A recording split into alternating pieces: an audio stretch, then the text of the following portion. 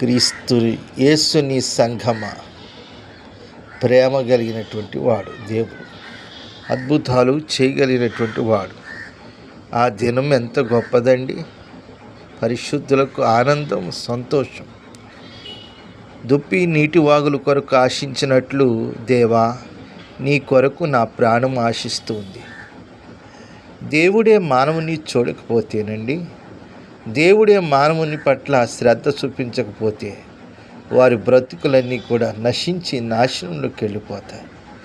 గడ్డి పువ్వు రాలి ఎండి వాడిపోయి ఒక మూలన పడవేయబడినట్లు మానవుని జీవితం అంతా కూడా చెడి పడిపోయి నశించి నాశనంలోకి వెళ్ళిపోతాయి. దేవుడు నశించి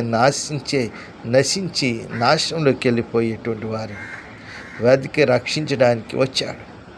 యేసు ప్రభు వారు అంటారు, నేను మార్గాన్ని, సత్యాన్ని, జీవాన్ని, నా ద్వారా తప్ప ఎవ్వడూ తండ్రి దగ్గరికి చేరుకోలేడు. ప్రపంచాల్లో, దేశాల్లో, జాతులలో, కుటుంబాలలో, ప్రాంతాలలో, అనేక నాగరికతలు కలిగిన సమాజాలలో దేవుని యొక్క ప్రేమ కరువైపోయింది. మూర్ఖత్వం ఎక్కువైపోయింది, ద్విమనస్కత్వం ఎక్కువైపోయింది, నాస్తికత్వం ఎక్కువైపోయింది, హేతువాదం ఎక్కువైపోయింది, భౌతికవాదం ఎక్కువైపోయింది. దేవుని వాక్యం అంటుంది, ఈ లోక నటన గతించిపోతుంది, ఏది స్థిరము లేదు, ఏది స్థిరము కాదు.